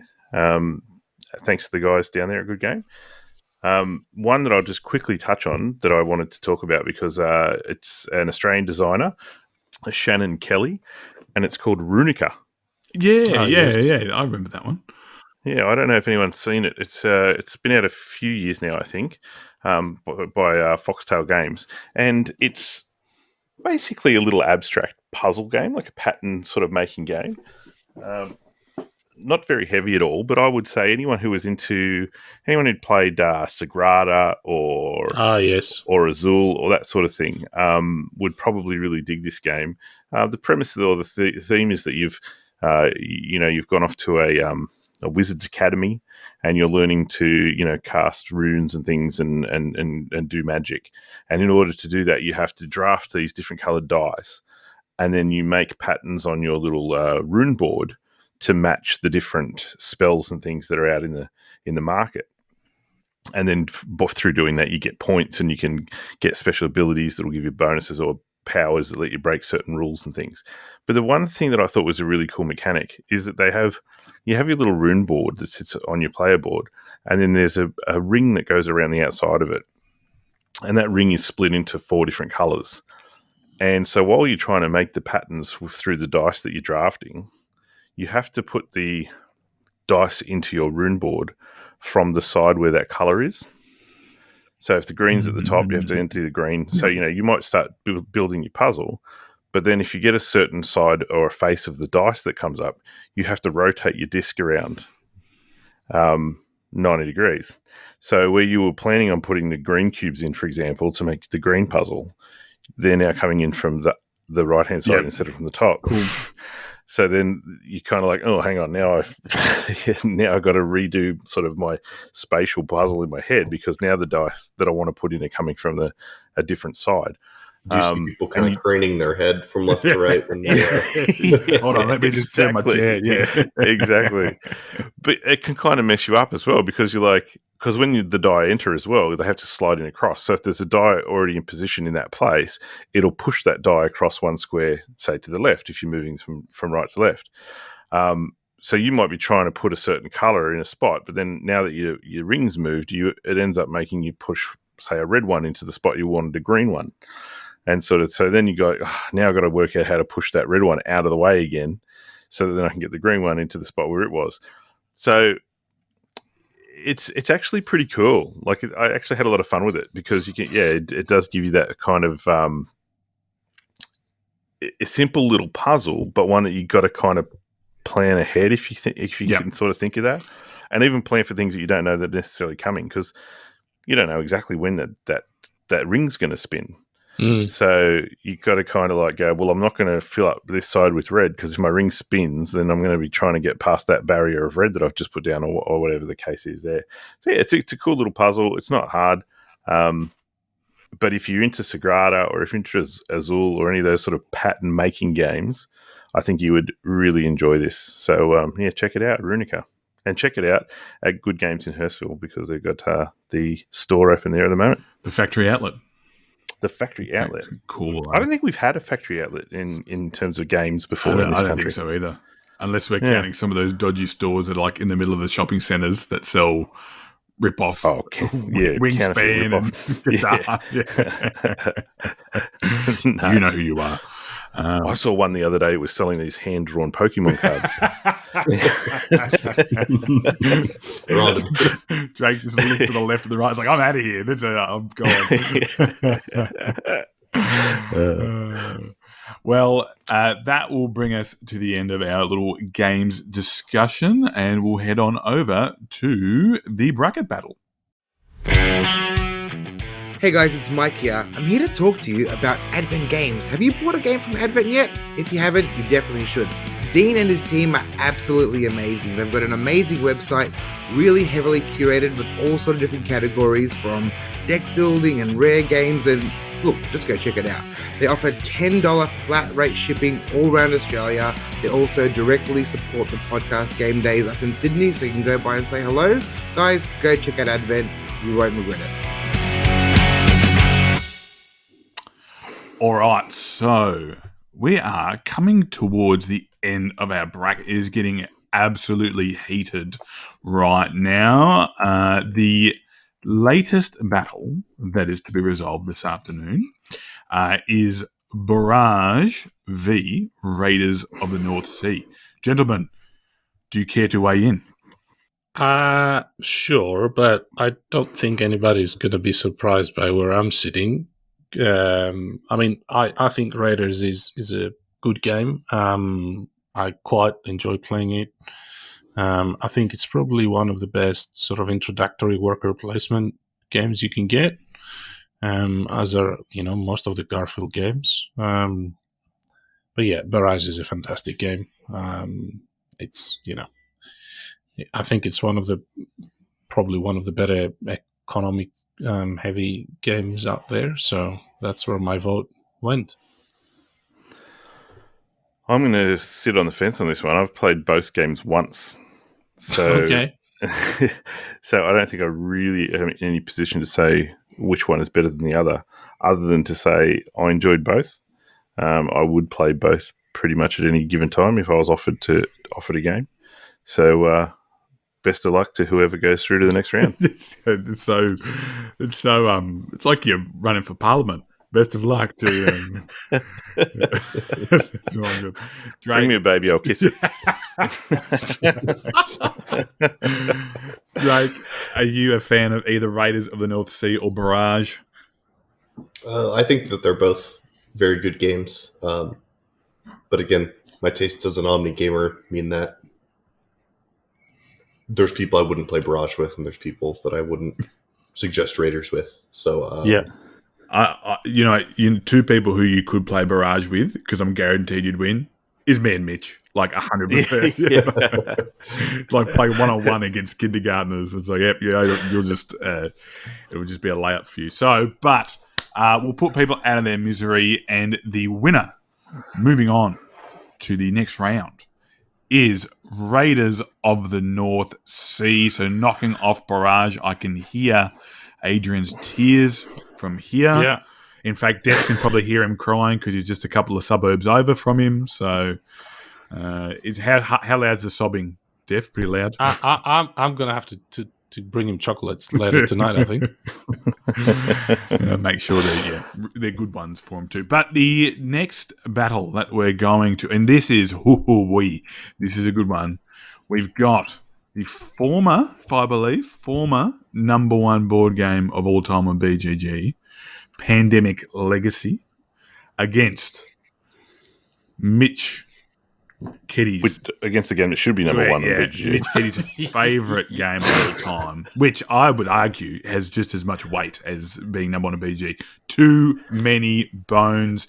Mitch, I think I know which corner you're sitting in. Lead us off. Too Many Bones is just a phenomenal game. I was thinking about this matchup earlier because obviously, we're prepping for it coming up on the show. But I think Too Many Bones has got everything Pandemic Legacy has got and does it better. Because if you think about it, like Pandemic Legacy, you're playing basically the same game over and over and over again, 12 times. And yeah, sure, there's rules that change. There's a little bit of a story that goes along with it. But what is Too Many Bones? Too Many Bones has a campaign mode where you can play the same game, you work through the campaign, you go through the storyline, but you don't destroy your game to a point where you can't play it again. Hey, you couldn't if you wanted to. With those components. There's actually, did you know, Chip Theory actually put a video up on their website with demoing Undertow being played in the bath. I did see that. I saw that. But yeah, so I'm not going to belabor the point because I go on about Too Many Bones all the time. But it's just, I personally just think it's a better game. I've played Pandemic Legacy. I think we're about halfway through, and look, I enjoy it. It's a fantastic game, but for me, there's just a lot more in Too Many Bones to be happy about. I get it. Now, Def, you're in a tough spot, but I'm going to ask you to plead the case for Pandemic Legacy. Yeah, I will do that. I mean, I value Too Many Bones almost as much as Mitch does, so it's going to be tricky. But I have to say that this proves an additional factor that sometimes we brush off easily is when you play these games, right? We played Pandemic Legacy at the start of our sort of introduction in the hobby. We had played, the basic games, Pandemic and Catan, and, we had just started playing Everdell, and we thought we were blown away by it. And then we played Pandemic Legacy among, the other new games that we're trying. And it was one of the best experiences that we've had in this hobby because of that whole, new approach to, there's things happening at the end of the game. You need to open that box and read that story, and there's, I don't want to let on about what happens in the game, but the game changes quite a lot. And we had a fantastic time playing it. So I do think it's worth people's votes. Having said that, if I was voting now, I would probably still vote the other way because of my love for Too Many Bones. But also, we play in Pandemic Legacy Season 0 these days, and just not quite as exciting as the first one was. Not because the game is worse, but because of where our spot and where we are at the hobby right now, right? We've moved, and your tastes evolve, and you try out all these different games. So I do think that a lot of these games have, earned their place in the hobby. And a lot of the times, it doesn't mean that you have to love them forever. You just need to have loved them at some point. Oh, Def, that's so sweet. That is. See? Between And this wasn't even scripted. See, I don't have to script it. between the buffoonery of like Mitch, myself, and Adrian, we have these insightful things coming from Def. So sometimes we do come out with good stuff. Yes. Not so much Pandemic Legacy, but I remember playing Risk Legacy with my old man. Oh, yeah. And I was like, okay, we've got to rip up the card. And Dad was like an old school war gamer. I've talked to both Def and Mitch about this before. So an old school war gamer. And he's like, wait, what?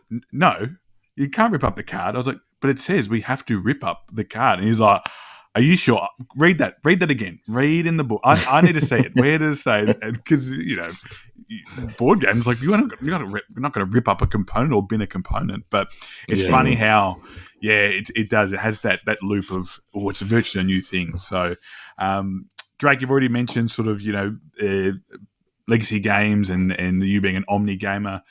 If you had to pick one to play right now, which one would you play out of Pandemic Legacy or Too Many Bones? If I had to pick, I'd probably choose Too Many Bones because I haven't played it. But if I was voting, I feel like I can't discount the fact that Pandemic is foundational. Like, everything that your favorite co-op, Snowbot co-ops, has, I feel like, almost a direct lineage to Pandemic and some of the things that it established. Plus the fact that it was my introduction to the hobby. Yep. And to design, and I actually got to tell Matt Leacock that in an event, which was very cool.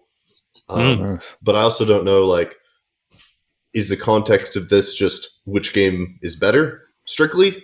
Or is there other stuff, like, however you want to vote? Do you know what? It's up to you. It's just a bit of silly fun. You make up your own. We don't rules even know. as you go. We don't even know what the vote is. We've actually got grief a couple of times about comparing different games. So, some people get quite upset about it. I think we had like it was like some small box game, like 6 Nymph versus Twilight Imperium 4 or something like that. So it's a random draw, right? Yeah, it's random. It's just random. It's just a bit of fun, a bit of laugh. It's like you give the Lifetime Achievement Award to Pandemic, but once the award show's over, you're at home playing Too Many Bones. So. Yeah, that's right. That's really cool. I like it. But as always, it's not up to us. It's up to you guys. So make sure you jump on any of our social media. So Facebook, Instagram. If you're part of our Discord, jump on the Discord. Which brings me to my next little plug of if you would like to be part of our community and you wish to support the podcast, you can always go to patreon.com/BoardGameBarbecue, sign up to donate and get access to exclusive podcast episodes that we record just for our patrons. Remember, we never want to put you in a position where you have to contribute to the Patreon if it's going to cause you any financial hardship in any way. In fact, there are plenty of ways to support the podcast, as I've said before, without donating. You can go to Apple Podcasts and leave us a star rating and a review for us. Our Spotify, or use Spotify's new star rating system. It only takes a few seconds of your time and means the world to us. And like I said before, you can get involved in the Board Game Barbecue community by joining Facebook, following us on Twitter, Instagram, or YouTube, and our awesome Discord community too, where there's always heaps of great games and conversations going on.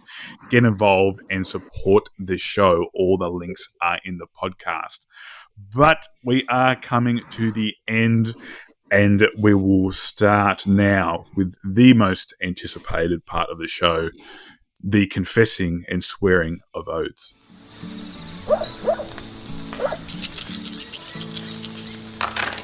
All right, as per usual, I'm sure it's been a super successful round of confessing and swearing to oaths. I'm not going to tell you who, but I had one staff member, I'm like a school. I had one member. Oh my God. I had one cast member hide their face and one fist bump, and I'm not going to tell you who it is. You can guess. While Mitch, were you successful? 100%. Lies. I call shenanigans. I was. It was 100%. I was that hiding behind my hand was a decoy, and I gotcha. You did. You got me good. I did have a success. My oath from last time was to start the Aeon's End new Legacy of Gravehold campaign with my daughter Layla, and we did indeed play. I don't know if she'll be back. Oh no! Yeah. Well, I'm not sure. I think she enjoyed it, but the first boss took us a little while, and I think maybe just ran a little bit long for her attention span. She's only 11, so Yeah, true. yeah, I think it just was a bit like by the time we got to the end, she was really keen to go and paint her fingernails or draw some art. She's into drawing and stuff at the moment, so I don't know. We'll see how we go and if she wants to come back to it. But I will say that it was a fun game. I enjoyed it. I mean, Aeon's End is fantastic. I think the way they do the legacy component in the games are really good as well. And for anyone who's listening and wants to know a bit about it, I'm not going to go into heaps of detail except to say that it is very much the same as the original Aeon's End Legacy, but they have, even in the first boss that we faced, they have brought in some interesting new twists to how the nemesis and the what do you call the little bosses that come out on the cards? Yeah, Minions. Yeah, the way the minions play out, and it actually you actually interact with it. I'll just say that. So that was kind of cool. And Layla really got into that part of it too. So it was fun. It achieved what I wanted to achieve in terms of spending time with her and getting her to have a go of it. So, tick, oath complete. Nice work. What's next? What is my next oath? Sorry, Derek. Oh, just the designer of that is a very nice guy, Kevin Riley. I knew him from the California design scene. Yeah, right. Okay. Former StarCraft professional. Oh, for real? Okay. Really? Oh, I didn't know that. That's cool as. That's a nice tidbit. Yeah. So my next oath will be. There can only be one oath. Come on. Well, Let's hear it. I'm sitting here looking at Burncycle laid out on my table, and I'm like, how can I don't think I would. I don't think I could be interested by any other game for the time being. I'm just going to be so focused on Burncycle until I've really had a chance to grill this out. So. My oath moving forward, I, Mitch Kitty, swear that I will complete the first 3 levels of the Burncycle campaign that I'm currently playing by the next time I'm on the podcast. It's not that I don't believe you won't play it enough to beat the first 3 levels. I just don't think you will. Like, I think you'll just fail at it. Well, I said I would play it. I didn't say I would win it. I'll probably won't make it to the second level. Throw your brass mags out the window. Def, you were the one that gave me the fist bump, so let me know how it went. I thought I did well. I mean, but then I remember there's an ongoing oath that I've failed, and that's been to play a coin game with a few of you guys, you, Mitch, and Adrian or Sarah. They've all spoken about wanting to play a coin game with me. So we've still haven't been able to schedule that in. I think we're going to go with Andean Abyss, which is one of the easier ones for us to get into. We haven't done that just yet because it's a bit of a task, but I had 2 other oaths. One was to play all the modes in all the episodes in Perseverance, which obviously I've done, and it's been absolutely fantastic. And the other one was to play 1960, The Making of the President, which I managed to do, and we had a game with Timmy, and I enjoyed it. It was really good fun. It's published by GMT Games, but I think it was previously published by Z-Man, potentially, if I remember correctly. Anyway, I've got the GMT version. It's good fun. It's about one player plays Nixon and the other plays Kennedy in the 1960 election. Very, very sort of straightforward game. If you've played Twilight Struggle, it's like a simplified version of that. So, all fulfilled for both of these counts, but we still have a coin game to chase, Mitch. Now, as to what's coming next, I also don't think I'll be able to ignore this ridiculously huge box of Burncycle sitting there. I immediately after I finished today, even though I've been playing for hours, I wanted to play again. So I definitely want to play that more.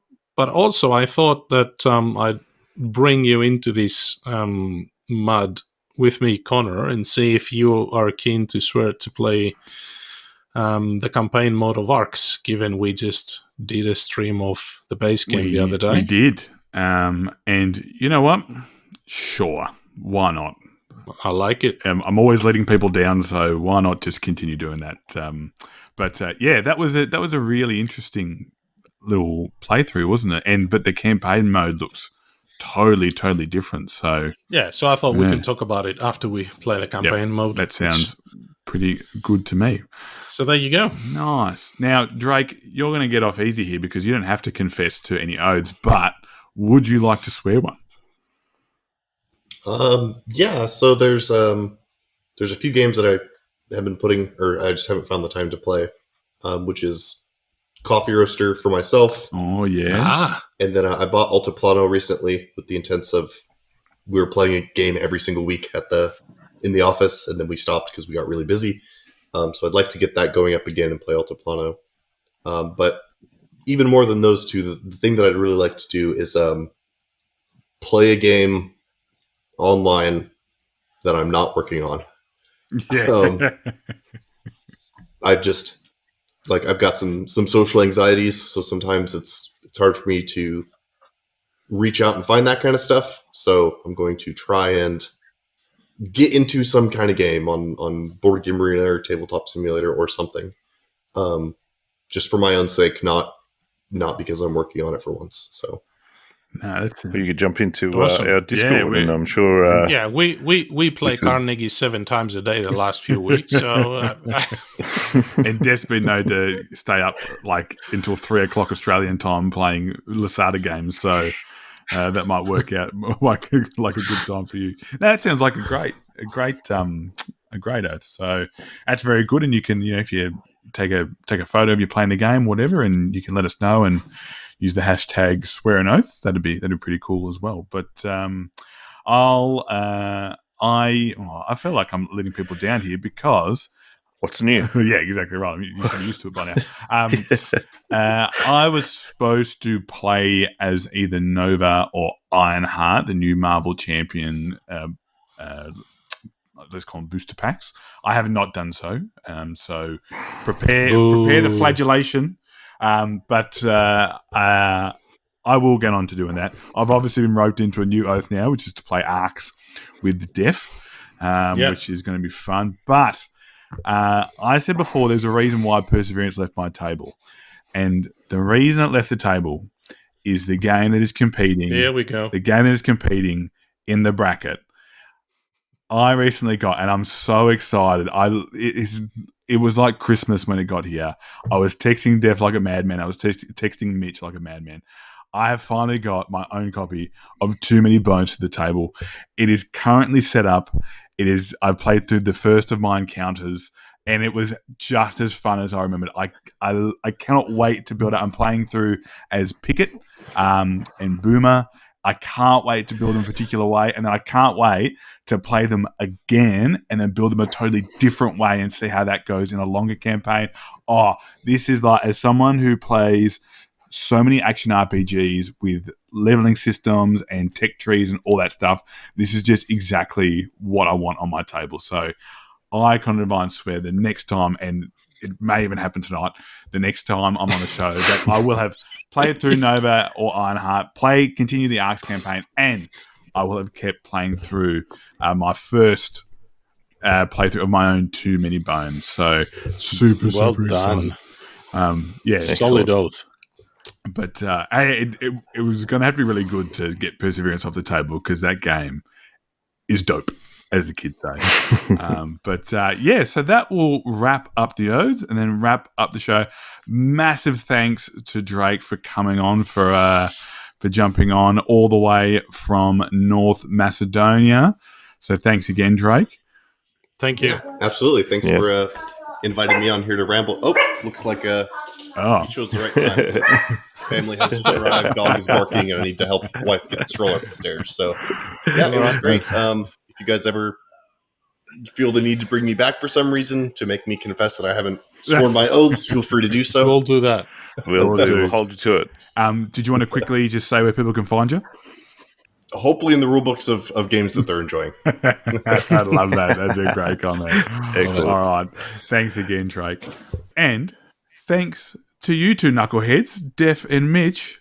Oh, thank Always you. a pleasure. Always Thank a you for pleasure. hosting, Connor. You are an absolute gentleman and a scholar. Gentleman and a scholar. I don't know about either of those two things, but I'm glad that you think so. And thank you all for listening. This has been the Board Game Barbecue, episode 192, and we hope your next game is a sizzling one. Bye.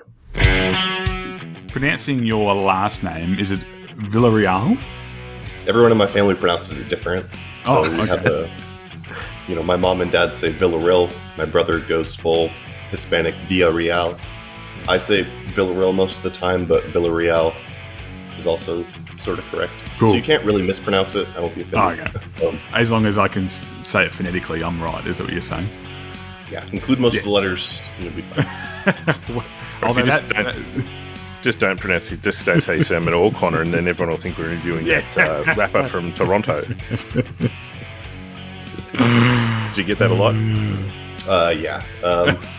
For a number of years, it was all about Drake and Josh, the Nickelodeon show. Oh, yeah. Like, oh, where's Josh? Oh. And then now it's just, hey man, I love your music. And it always takes me a second. It's like I do a lot of creative things, and I'm like, wait a minute. I've never heard you sound so good, Connor.